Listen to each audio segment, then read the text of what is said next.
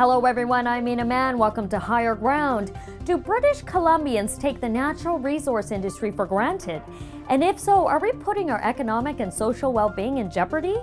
These are just some of the questions we put to Barinder Rasode, ResourceWorks' new Director of Social Responsibility. Joining us today from our downtown Vancouver studio is Barinder Rasode. No doubt Rasode is familiar to our viewers. She served the residents of Surrey for 6 years on City Council and is one of the Lower Mainland's most well-known community advocates. Barinder, thanks for coming on the show today. First off, please explain to our viewers why you turned your attention to the natural resource debate here in British Columbia. I think recently when we talk about issues that are very pressing to British Columbians, as we know that jobs are, what I think gets lost is where those jobs are coming from. Whether it's mining, forestry, oil and gas, every part of our economy is fundamentally based from those industries. And I think while there's an understanding, there isn't the acknowledgement of the fact that that's where our economy is generated from. So why is there a lack of acknowledgement, you think? You know, I think one of the things that's happened is that we take things for granted. I grew up in Kamloops. My father worked in a sawmill. My uncles worked in a mine. The pulp mill was front and center in our community. But I never defined the fact that I lived in a resource town. You know, my dad had a good union job, but I didn't take that extra step to say that that job came from the forest industry.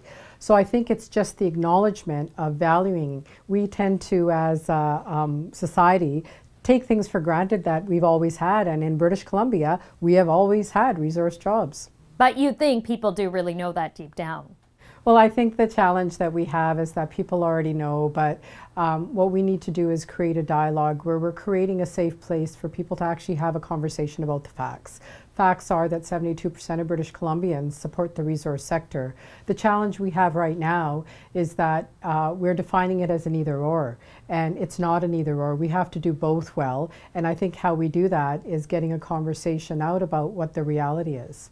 Barinder, do you think to some extent reality has been skewed in the campaign against resource development? You know, I think the one thing that's really hard is that in any debate or dialogue, which I have always welcomed as a personal style, whether it was an elected office or any of the work that I've done, I think it's very healthy to engage in debate and dialogue. But a debate and dialogue that not only brings facts to the table, but brings a perspective that doesn't alienate people who have a difference of opinion. And I think what's happened now is that some of the information out there just seems so extreme that people are afraid to counter it. And I think that's where ResourceWorks is filling a vital role in having debate and dialogue with proper information so that people can engage either at the dinner table or at parent advisory committees to say, well, no, is that actually true? And I think some of the things out there right now are absolutely untrue. What do you think the danger is of that then? You know, I think that if we head down the road of making decisions based on misinformation or very one-sided, fear-mongering situations, we are in jeopardy. If we create barriers that don't need to exist, we are delaying economic opportunities that in the end, the three pillars of sustainability are social, economic, and environmental. It's like a bar stool. If one leg is too short, the bar stool tips over. I think we are at a crossroads, and I think that the conversation has to be an informed one, but we also have to get people championing our resource economy, because without it, we don't have a future. What's your understanding when it comes to the social license to develop natural resources? I think that the term social license is actually being misused. The reality we have right now is that without natural resources, we would be naked. No cell phones, no iPhones, no shoes, no clothes, no car. And so really to say that there is some sort of permission that we have to seek to do what we've always done, I think is very misguided. Without natural resources, we'd be naked. That's quite the saying. Well, and it is quite true. And I mean, let me tell you, there is one thing that it's again about taking things for granted. We don't acknowledge enough what clothes us, what houses us, what transports us. Where does that come from? It all comes from resources. Barinder, I understand you're bringing your She Talk series to ResourceWorks, focusing on women and the resource sector. Tell us about that.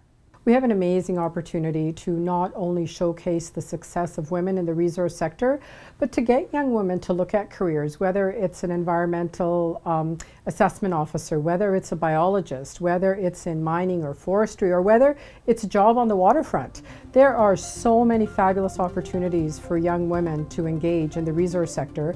So on May 4th, in partnership with BCIT, we will be presenting She Talks Resources and creating a dialogue.